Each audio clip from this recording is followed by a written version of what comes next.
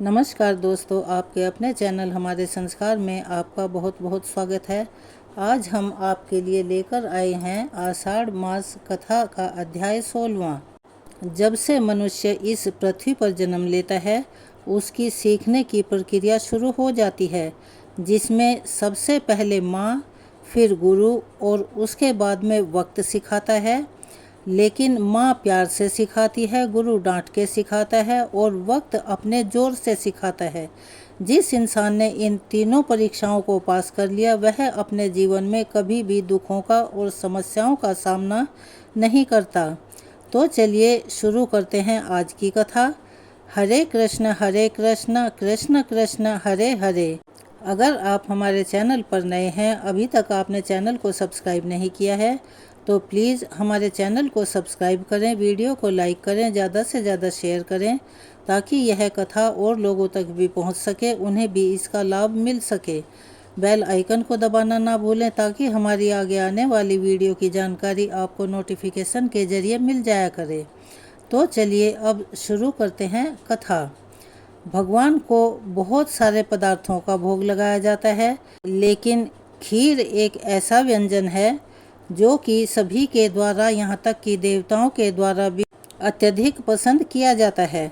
इसे अलग अलग प्रांतों में पृथक पृथक नामों से जानते हैं, जैसे पायसम जो नारियल के दूध से बनती है, शीर जो दूध से और मेवे से बनती है, खीर जो चावल और दूध से बनती है।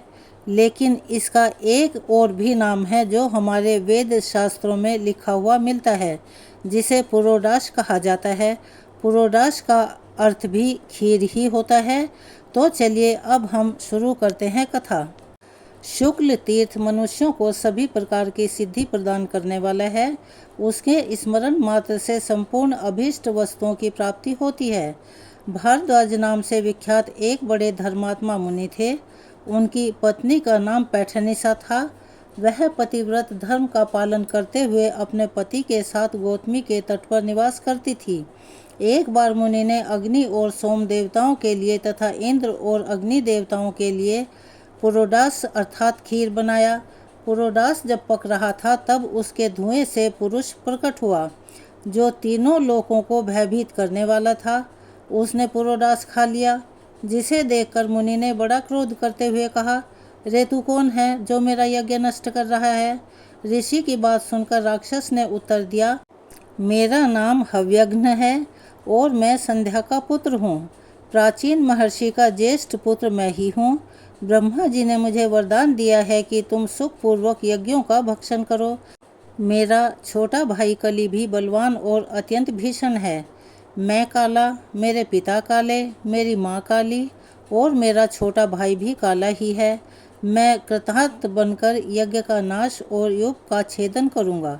जिसे सुनकर भरद्वाज मुनि कहने लगे, तुम मेरे यज्ञ की रक्षा करो, क्योंकि यह प्रिय और सनातन धर्म है।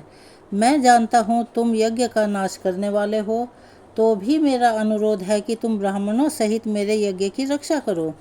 हव्यग्न ने सुना तो कहने लगा कि हे भारद्वाज, तुम संक्षेप में मेरी बात सुनो। पूर्व काल में देवताओं और दानवों के समीप श्री ब्रह्मा जी ने मुझे श्राप दिया।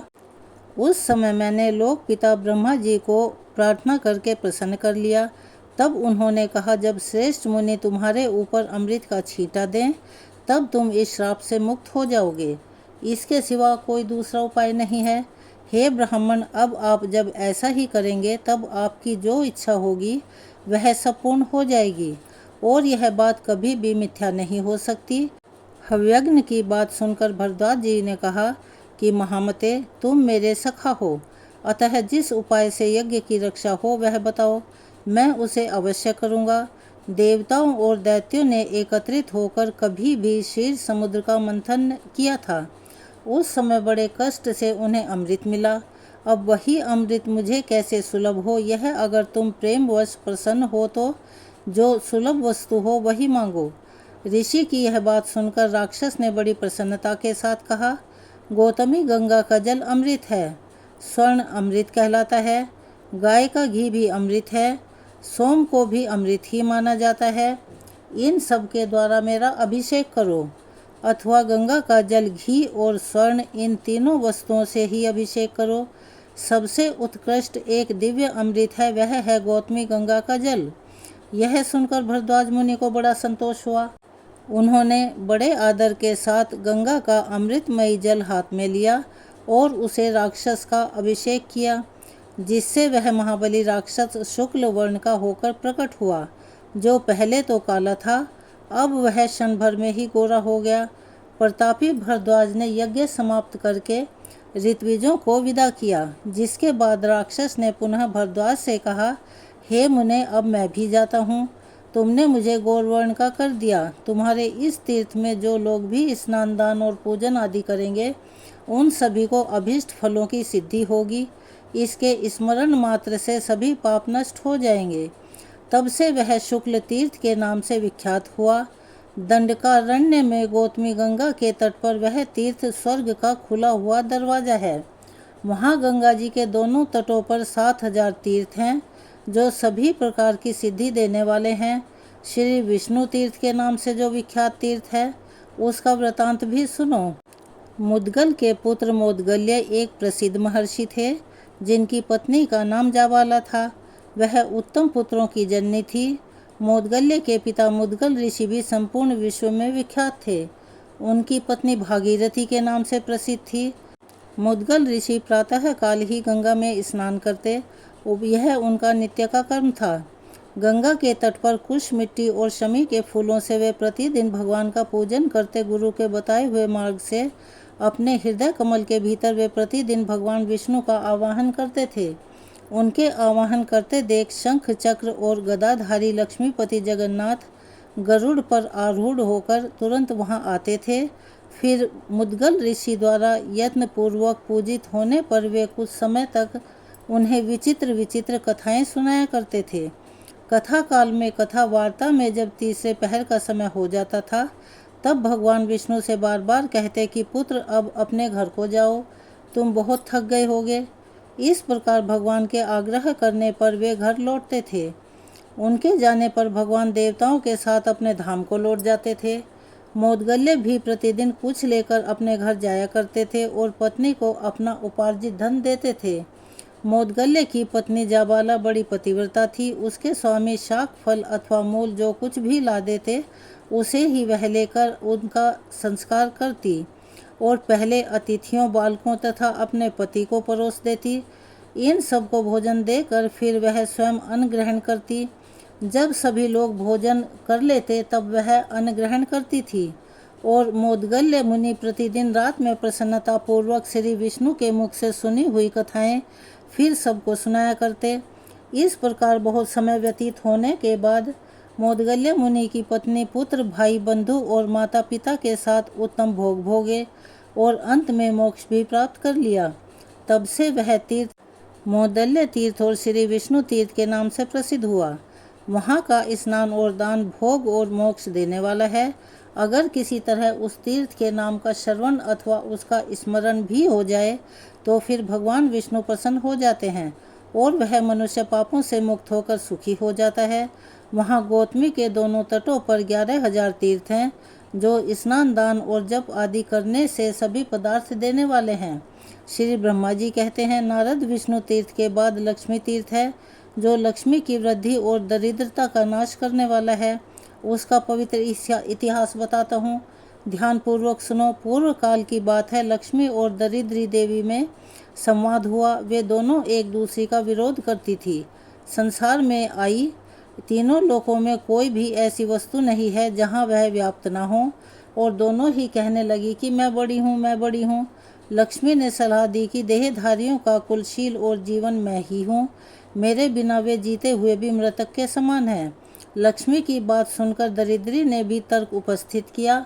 नारद दरिद्री इस प्रकार कहने लगी कि मैं ही सबसे बड़ी हूँ, क्योंकि मुक्ति सदा मेरे ही अधीन है। जहाँ मैं जाती हूँ, जहाँ मैं हूँ, वहाँ काम, क्रोध, मद, लोभ और मात्सल्य कभी नहीं रहते।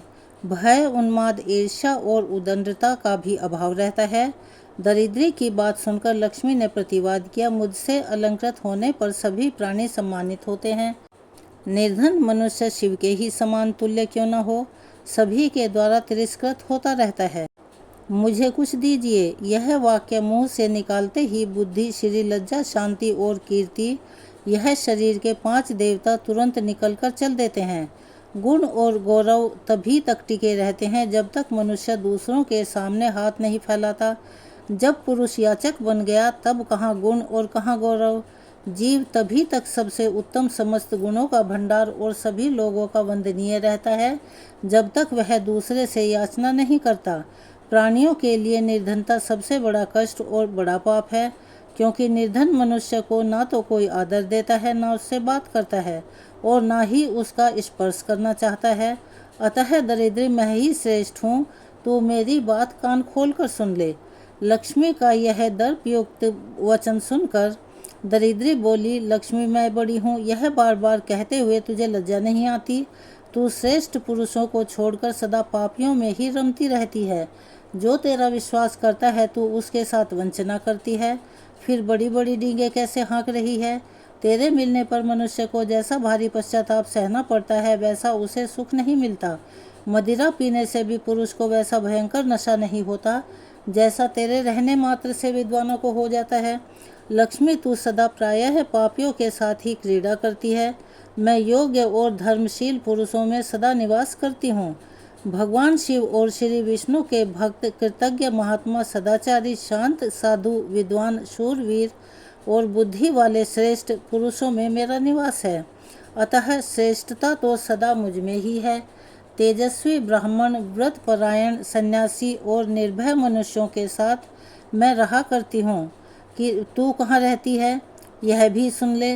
पाप परायण राज कर्मचारी, निष्ठुर, खल, चुगलखोर, लोभी, विकृतार्थ, अनार्य, कृतघ्न, धर्मघाती, मित्रद्रोही, अनिष्का तथा हृदयहीन मनुष्य में ही तेरा निवास है। इस तरह विवाद करती हुई वे दोनों मेरे पास आई। नारद, मैंने उनकी बात सुनी और इस प्रकार कहा कि पृथ्वी तथा आप अर्थात जल की दोनों देवियाँ मुझसे ही प्रकट हुई हैं। स्त्री होने के कारण वे स्त्री के विवाद को समझ सकती हैं और कोई नहीं समझ सकता। उनमें भी जो कमंडल से प्रकट होने वाली नदियां हैं वे श्रेष्ठ हैं। उन सरिता में भी गौतमी देवी तो सर्वश्रेष्ठ है। अतः वे ही तुम्हारे विवाद का निर्णय करेंगी। वे ही सबकी पीड़ाओं को हरेंगी और सभी के संदेहों का निवारण करने वाली हैं। मेरे कहने से वे दोनों पृथ्वी और जल के पास गई और उन सबको साथ लेकर फिर गौतमी देवी के पास पहुंची। भूदेवी और आपो देवी ने अर्थात जल देवी ने गौतमी से लक्ष्मी और दरिद्रा का विवाद स्पष्ट रूप से कह सुनाया। उन दोनों के विवाद को समस्त लोकपाल पृथ्वी और जल के मध्यस्थ की तरह सुन रहे थे।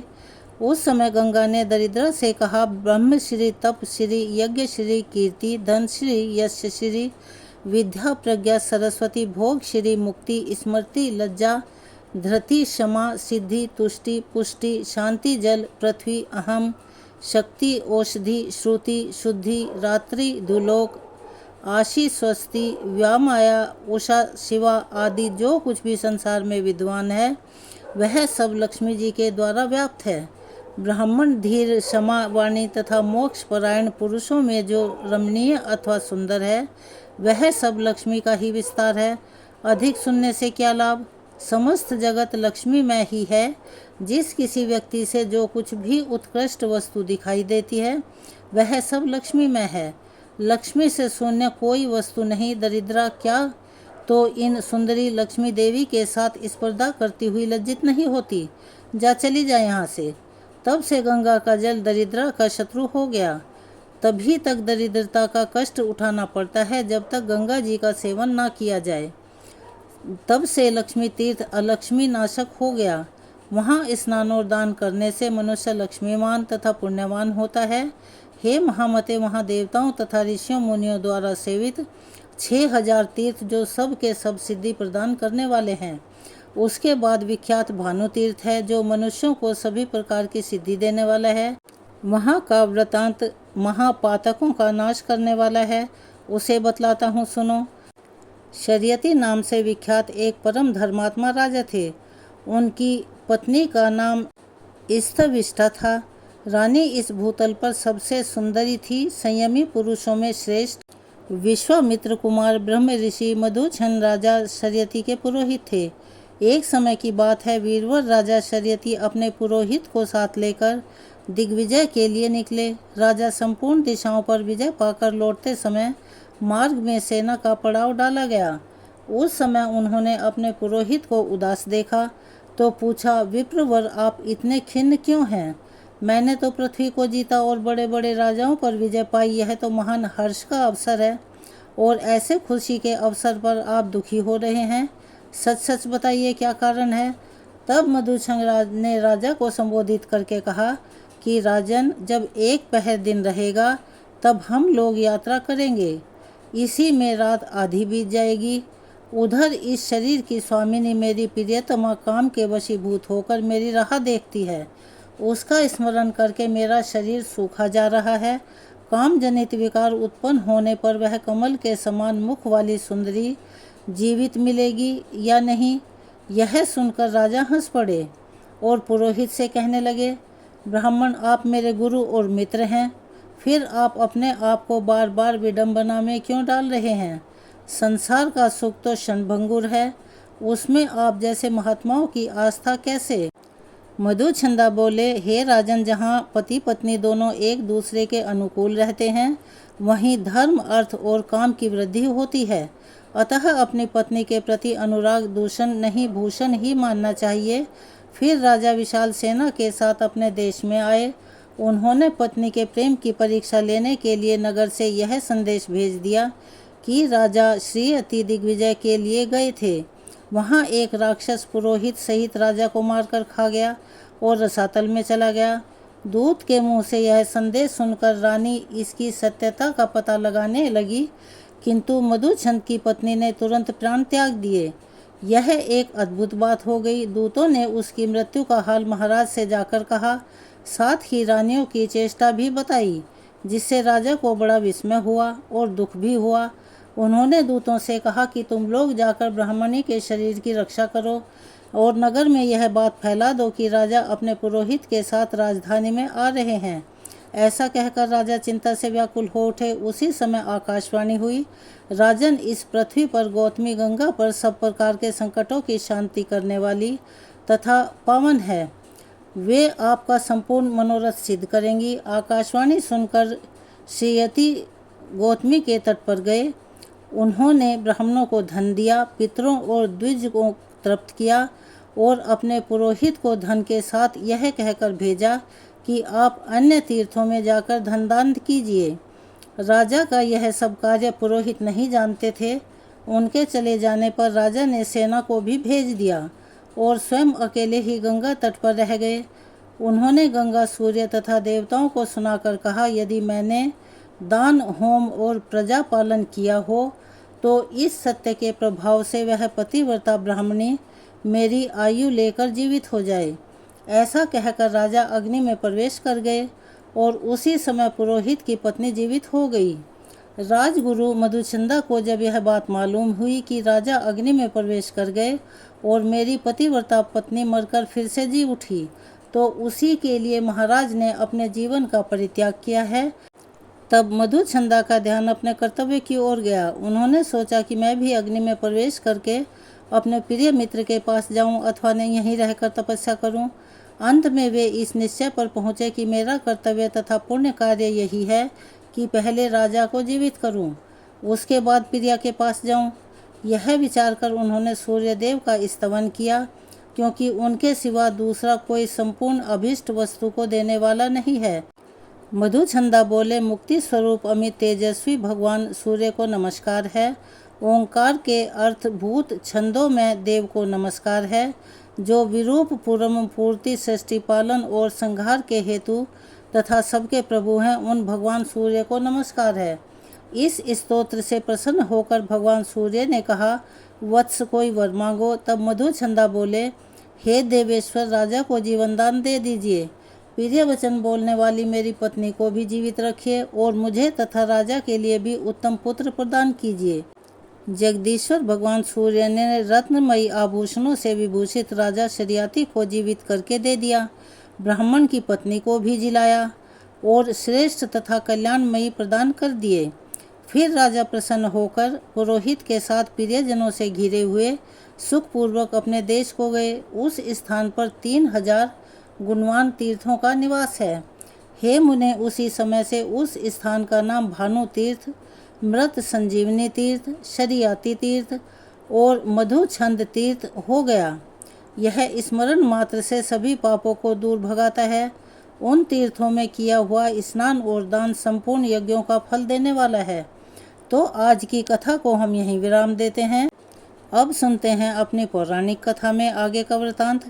भीष्म जी ने कहा, हे ब्राह्मण, जो कर्म सबसे अधिक पुण्यजनक हो, जो संसार में सदा सबको प्रिय जान पड़ता हो और पूर्व पुरुषों ने जिसका अनुष्ठान किया हो, ऐसा कर्म आप अपनी इच्छा के अनुसार सोचकर बताइए। तब पुलस्त्य जी बोले, राजन, एक समय की बात है, व्यास जी की शिष्य मंडली के समस्त द्विज आदर पूर्वक उन्हें प्रणाम करके धर्म की बात पूछने लगे, ठीक इसी तरह जैसे तुम मुझसे पूछते हो। द्विज ने पूछा, गुरुदेव, संसार में पुण्य से भी पुण्यतही और सब धर्मों में उत्तम कर्म क्या है? किसका अनुष्ठान करके मनुष्य अक्षय पद को प्राप्त करते हैं?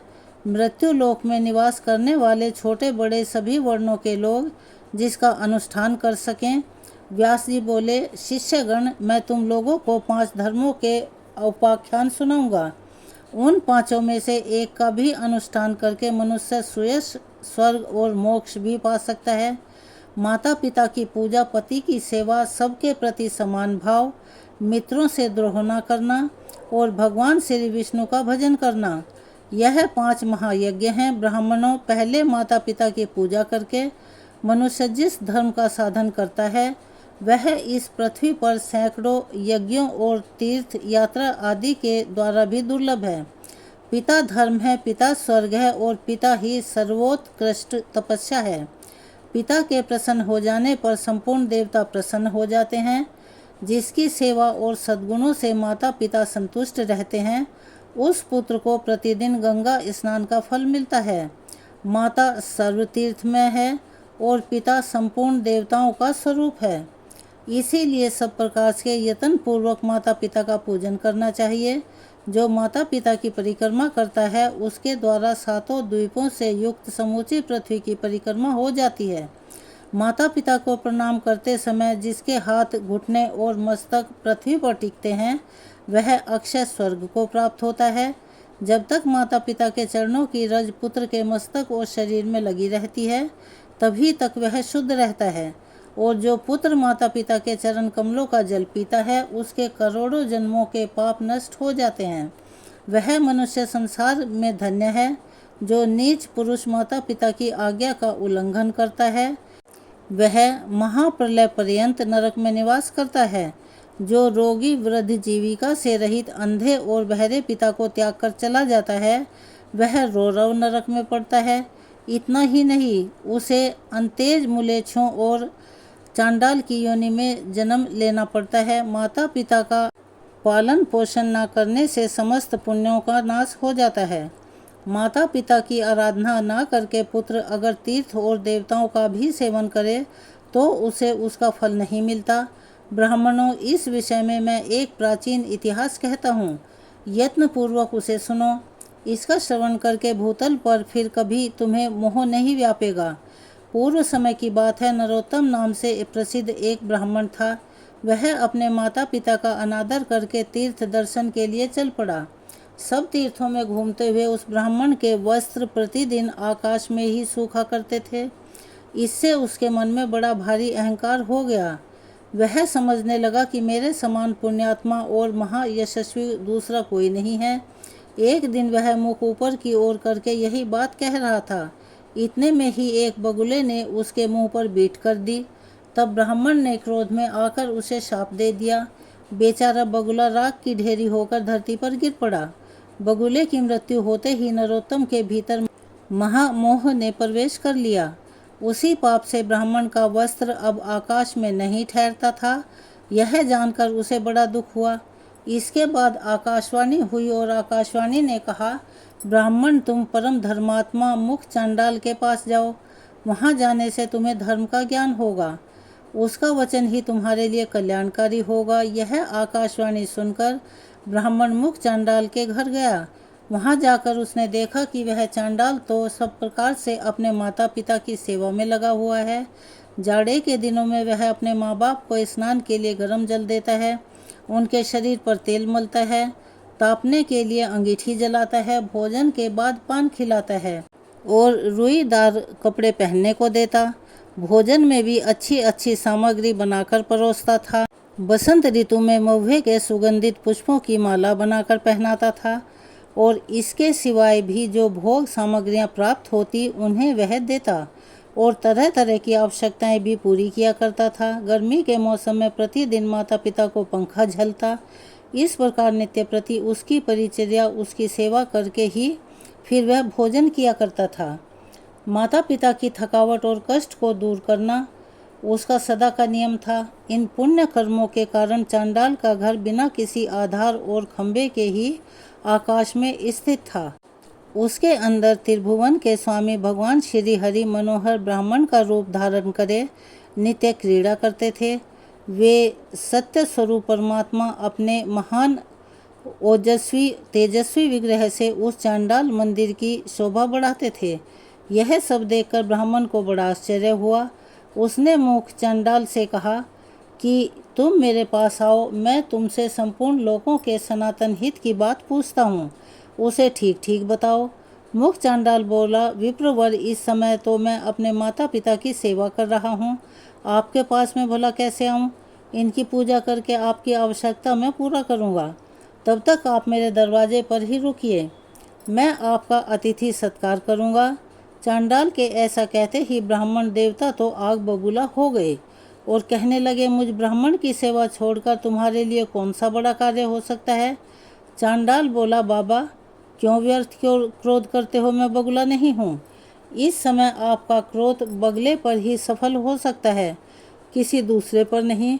अब आपकी धोती ना तो आकाश में सूखती है और ना ठहर ही पाती है, इसीलिए आकाशवाणी सुनकर ही आप मेरे घर पर आए हैं। थोड़ी देर ठहरो तो मैं आपके प्रश्न का भी उत्तर दूंगा, नहीं तो पतिव्रता स्त्री के पास जाइए। हे ब्राह्मण, पतिव्रता स्त्री का दर्शन करने पर ही आपका अभीष्ट सिद्ध होगा।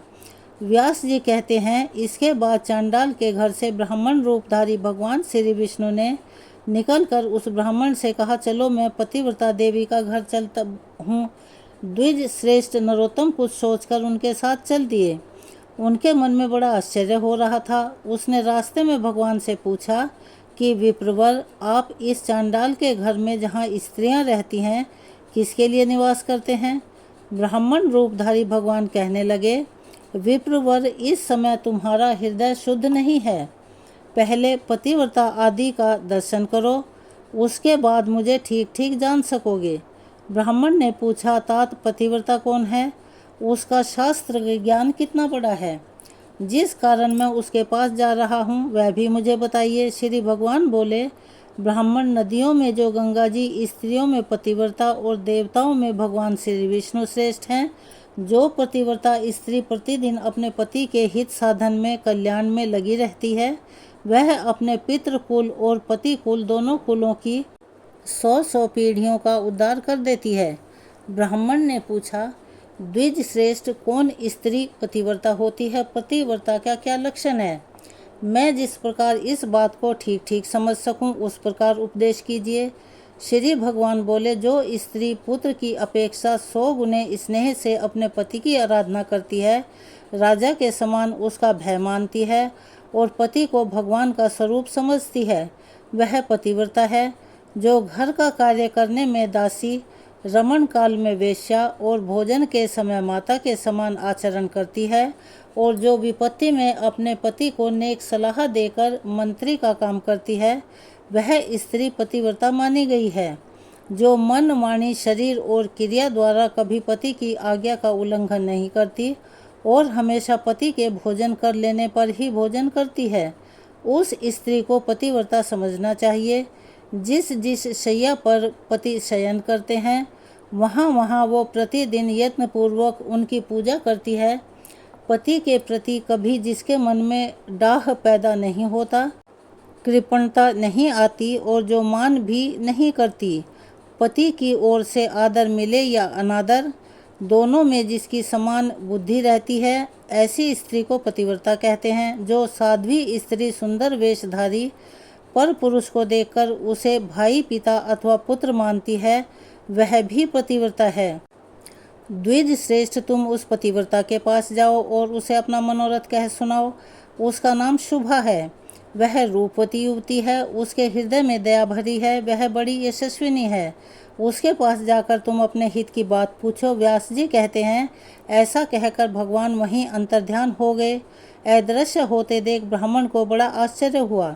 फिर उसने पतिव्रता के घर जाकर उसके विषय में पूछा। अतिथि की बोली सुनकर पतिव्रता स्त्री बड़ी तेजी से घर से निकली और ब्राह्मण को आया देखकर दरवाजे पर खड़ी हो गई। ब्राह्मण ने उसे देखकर प्रसन्नता पूर्वक उससे कहा, देवी, तुमने जैसा देखा और जैसा समझा है, उसके अनुसार स्वयं ही सोचकर मेरे लिए प्रिय और मेरे कल्याण की बात बताओ। तब वह पतिव्रता बोली, ब्राह्मण, इस समय मुझे पतिदेव की पूजा करनी है, इसीलिए मेरे पास समय नहीं है। आपका कार्य मैं बाद में करूँगी, इस समय आप मेरा आतिथ्य ग्रहण कीजिए। ब्राह्मण बोला, कल्याणी, मेरे शरीर में इस समय भूख, प्यास और थकावट बिल्कुल भी नहीं है। मुझे अभिष्ट बताओ, नहीं तो मैं तुम्हें शाप दे दूंगा। तब उस पतिव्रता ने भी कहा, द्विज श्रेष्ठ, मैं बगुला नहीं हूँ। आप धर्म तुलाधार के पास जाइए और उन्हीं से अपने हित की बात पूछिए। ऐसा कहकर वह महाभाग पतिव्रता घर के अंदर चली गई। तब ब्राह्मण ने चांडाल के घर की तरह वहाँ भी विप्र रूपधारी भगवान को उपस्थित देखा। उन्हें देखकर वह बड़े आश्चर्य में पड़ा और कुछ सोच विचार कर उनके पास गया। घर में जाने पर उसे हर्ष में भरे हुए ब्राह्मण और उस पतिव्रता के भी दर्शन हुए। उन्हें देखकर नरोत्तम ब्राह्मण ने कहा, तात, देशांतर में जो घटना घटी थी उसे इस पतिव्रता देवी ने भी बता दिया और चांडाल ने तो बताया ही था। यह लोग भला उस बगुले वाली घटना को कैसे जानते हैं? इस बात को लेकर मुझे बड़ा आश्चर्य हो रहा है। इससे बढ़कर महान आश्चर्य और क्या हो सकता है? श्री भगवान कहने लगे, तात, महात्मा पुरुष अत्यंत पुण्य और सदाचार के बल पर सबका कारण जान लेते हैं। जिससे तुम्हें आश्चर्य हुआ है, मुझे बताओ। इस समय उस पतिव्रता ने तुमसे क्या कहा? ब्राह्मण ने कहा, वह तो मुझे धर्म तुलाधार से प्रश्न करने के लिए उपदेश देती है। श्री भगवान बोले, मुनि श्रेष्ठ, आओ, मैं उसके पास ले चलता हूँ। ऐसा कहकर जब भगवान चलने लगे तब ब्राह्मण ने पूछा कि तुलाधार कहाँ रहता है? श्री भगवान ने कहा, जहाँ मनुष्यों की भीड़ एकत्रित है, वहाँ जहाँ तरह तरह के द्रव्यों की बिक्री हो रही है, उस बाजार में तुलाधार वैसे इधर उधर अपना सामान खरीदता और बेचता है। उसे कभी मनमानी या क्रिया द्वारा किसी का कुछ नहीं बिगाड़ा, असत्य नहीं बोला और दुष्टता नहीं की। वह सब लोगों के हित में तत्पर रहता है, सब प्राणियों में समान भाव रखता है और ढेले पत्थर और स्वर्ण को एक समान समझता है। लोग जो नमक, तेल, घी, अनाज की ढेरियाँ और अन्यान्य इकट्ठी करी हुई वस्तुएं उनकी जबान पर ही लेते हैं, वह प्राण उपस्थित होने पर भी सत्य छोड़कर कभी झूठ नहीं बोलता। इसी से वह धर्म तुलाधार कहलाता है। श्री भगवान के ऐसा कहने पर ब्राह्मण ने नाना प्रकार के द्रव्यों को बेचते हुए तुलाधार को देखा। वह बिक्री के वस्तुओं के संबंध में बातें कर रहा था। बहुत से पुरुष और स्त्री उसे घेर कर खड़े हुए थे। ब्राह्मण को सामने देखकर उस तुलाधार ने बहुत ही मधुर वाणी में पूछा, ब्राह्मण, यहाँ कैसे पधारना हुआ? ब्राह्मण ने कहा, मुझे धर्म का उपदेश करो, मैं इसीलिए तुम्हारे पास आया हूँ। तुलाधार बोला, विप्रवर, जब तक लोग मेरे पास रहेंगे तब तक मैं निश्चिंत नहीं हो सकूँगा। पहर भर रात तक यही हालात रहेंगे, इसीलिए आप मेरा उपदेश मानकर धर्माकर के पास जाइए। बगुले की मृत्यु से होने वाला दोष और आकाश में धोती सुखाने का रहस्य, ये सभी बातें आपको आगे चलकर पता चल जाएंगी। धर्माकर का नाम आद्रोहक है, वे बड़े सज्जन हैं, उनके पास जाइए, वहाँ उनके उपदेश से आपकी कामना सफल होगी। ऐसा कहकर तुलाधार खरीद बिक्री में लग गया। फिर से वही विप्रवर रूपधारी भगवान सामने उपस्थित थे। उन्हें देखकर नरोत्तम ने पूछा, तात, अब मैं तुलाधार के कहे अनुसार सज्जन आद्रक के पास जाऊंगा, परंतु मैं तो उनका घर ही नहीं जानता। तब भी भगवान बोले, मैं तुम्हारे साथ उनके घर चलता हूँ। इसके बाद मार्ग में जाते हुए भगवान से ब्राह्मण ने पूछा, तात, तुलाधार ना तो देवताओं और ऋषियों का और ना ही पितरों का तर्पण करता है, फिर मेरे साथ घटित हुई घटना को वह कैसे जानता है? इससे मुझे बड़ा आश्चर्य हो रहा है। आप इस सब का कारण बताइए। श्री भगवान कहने लगे, ब्राह्मण, उसने सत्य और समता से तीनों लोकों को जीत लिया है। इसी से उसके ऊपर पितृ, देवता और मुनि भी संतुष्ट रहते हैं। धर्मात्मा तुलाधार उपर्युक्त गुणों के कारण ही भूत और भविष्य की सब बातें जानता है। सत्य से बढ़कर कोई धर्म नहीं और झूठ से बड़ा कोई दूसरा पाप नहीं। समता अर्थ और समता ही उत्कृष्ट तपस्या है। जिसके हृदय में सदा समता विराजती है, वही पुरुष संपूर्ण लोकों में श्रेष्ठ योगियों में गणना करने के योग्य और निर्लोभ होता है। जो सदा इसी प्रकार समतापूर्ण बर्ताव करता है, वह अपनी अनेकों पीढ़ियों का उद्धार कर देता है। समता के प्रभाव से ही धर्मज्ञ पुरुष देवलोक और मनुष्यलोक के संपूर्ण बर्ताव को भी जान लेता है। उसकी देह के अंदर भगवान श्री विष्णु विराजमान रहते हैं। ब्राह्मण ने कहा, विप्रवर, आपकी कृपा से मुझे तुलाधार के सर्वज्ञ होने का कारण तो ज्ञात हो गया। अब आद्रक का भी जो वृतांत है वह भी मुझे बताइए। श्री भगवान बोले, विप्रवर, पूर्व समय की बात है। एक राजपुत्र की कुलवधू बड़ी सुंदर और तरुणी थी। वह कामदेव की पत्नी रति और इंद्र की पत्नी शची के समान थी। उन्हीं के प्रकार मन को हरने वाली थी। राजकुमार उसे अपने प्राणों के समान प्यार करते थे। उस सुंदरी पत्नी का नाम भी सुंदरी ही था। एक दिन राजकुमार को राजकार्य के लिए अचानक ही नगर से बाहर जाना पड़ा। उन्होंने मन में सोचा कि मैं प्राणों से भी बढ़कर प्यारी अपनी इस पत्नी को इस जगह पर रखूं जिससे कि इसके सतीत्व की रक्षा निश्चित रूप से हो सके। इस बात पर खूब विचार करके राजकुमार अचानक आद्रोहक के घर पर आए और उनसे अपनी पत्नी की रक्षा का प्रस्ताव करने लगे। उनकी बात सुनकर आद्रोहक को बड़ा आश्चर्य हुआ। वे बोले, तात, ना तो मैं आपका पिता हूँ, ना भाई हूँ, ना बांधव हूँ, ना आपकी पत्नी के माता या पिता के कुल का ही हूँ, ना ही मैं सुहृदय हूँ। इनमें से कोई भी नहीं हूँ। फिर मेरे घर में अपनी पत्नी को आप रखकर किस प्रकार निश्चिंत हो सकेंगे? राजकुमार बोले, महात्मन, इस संसार में आपके समान धर्मजित कोई नहीं है। यह सुनकर आद्रोहक ने उस विज्ञ राजकुमार से कहा, भैया, मुझे दोष मत देना। इस त्रिभुवन मोहिनी की रक्षा करने में कौन पुरुष समर्थ हो सकता है? तब राजकुमार ने कहा, मैं तो सब बातों को अच्छी तरह विचार करके ही आपके पास आया हूँ। अब यह आपके घर में ही रहे, मैं जा रहा हूँ। राजकुमार के ऐसा कहने पर वे फिर बोले, भैया, इस शोभा संपन्न नगर में बहुत तेरे कामी पुरुष भरे पड़े हैं। यहाँ किसी स्त्री के सतीत्व की रक्षा भला कैसे हो सकती है? राजकुमार फिर बोले, जैसे भी हो आप इसकी रक्षा करना, मैं तो अब जा रहा हूँ। राजकुमार की बात सुनकर गृहस्थ आद्रोहक बड़े संकट में पड़ गए। फिर कहने लगे, तात, मैं उचित और हितकारी समझकर इसके साथ सदा उचित बर्ताव करूँगा और उसी अवस्था में स्त्री सदा मेरे घर में सुरक्षित रह सकती है। नहीं तो इस अरक्ष वस्तु की रक्षा के लिए आप ही कोई अनुकूल और प्रिय उपाय बताइए। इसे मेरे बिस्तर पर मेरे एक और मेरी पत्नी के साथ ही शयन करना होगा। फिर भी अगर आप इसे अपनी वल्लभा समझें तब तो यह रह सकती है, नहीं तो यहाँ से चली जाए। यह सुनकर राजकुमार एक क्षण तो चुप रहे। फिर कहने लगे, तात, मुझे आपकी बात स्वीकार है। आपको जो अनुकूल जान पड़े वही कीजिए। ऐसा कहकर राजकुमार अपनी पत्नी से बोले, सुंदरी, तुम इनके कहे अनुसार सब काम करना, तुम पर कोई दोष नहीं आएगा, इसीलिए मेरी आज्ञा है। ऐसा कहकर वे अपने पिता महाराज के आदेश से जहाँ उन्हें जाना था चले गए। इसके बाद रात में आद्रोहक ने जैसा कहा था वैसा ही किया। वे धर्मात्मा नित्य प्रति दोनों स्त्रियों के बीच में सोया करते थे। फिर भी वे अपनी और पराई स्त्री के विषय में कभी धर्म से विचलित नहीं होते थे। अपनी पत्नी के स्पर्श से ही उनके मन में काम उपभोग की इच्छा होती थी। वे राजकुमार की पत्नी के प्रति प्रतिदिन मात्र भाव को ही दृढ़ रखते थे। क्रमशः उनके हृदय से स्त्री संभोग की इच्छा ही जाती रही। इस प्रकार 6 मास बीतने पर राजकुमारी के पति आद्रोहक के नगर में आए। उन्होंने लोगों से आद्रोहक और अपनी पत्नी के बर्ताव के संबंध में पूछा। लोगों ने भी अपनी अपनी रुचि के अनुसार उत्तर दिया। कोई राजकुमार के इस प्रबंध को उत्तम बताते थे, कुछ नौजवान उसकी बात सुनकर आश्चर्य में पड़ जाते और कुछ लोग इस प्रकार कह देते थे कि भाई, तुमने अपनी पत्नी उसे सौंप दी है और अब उसी के साथ सोया करता है। स्त्री और पुरुष में एकत्र संसर्ग होने पर भी दोनों के मन भला कैसे शांत हो सकते हैं। आद्रोहक ने अपने धर्माचरण के बल पर उनकी सब कुत्सित बातें सुन ली। तब उनके मन में लोक निंदा से मुक्त होने का शुभ संकल्प प्रकट हुआ। उन्होंने स्वयं लकड़ी एकत्रित करी और एक बहुत बड़ी चिता बनाई और उसमें आग लगा दी। चिता जल उठी।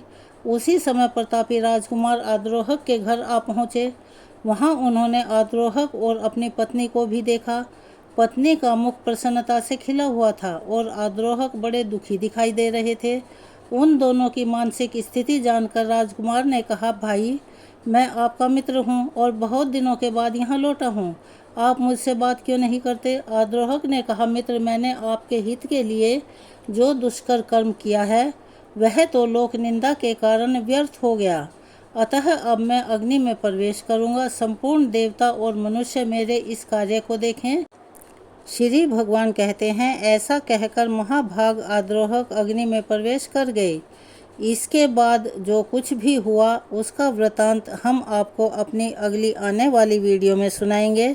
आप उसका इंतज़ार कीजिए। अगर आप हमारे चैनल पर नए हैं, अभी तक चैनल को सब्सक्राइब नहीं किया है तो प्लीज़ हमारे चैनल को सब्सक्राइब करें, वीडियो को लाइक करें, ज़्यादा से ज़्यादा शेयर करें ताकि यह कथा और लोग भी सुन सकें और उन्हें भी इसका लाभ प्राप्त हो सके। बेल आइकन को दबाना ना भूलें ताकि हमारी आगे आने वाली वीडियो की जानकारी आपको नोटिफिकेशन के ज़रिए मिल सके। अपना सहयोग और प्यार हमें ऐसे ही प्रदान करते रहें। कमेंट्स बॉक्स में हरे कृष्णा, राधे राधे, ओम नमो भगवते वासुदेवाय नमः, हर हर महादेव लिखना ना भूलें। धन्यवाद।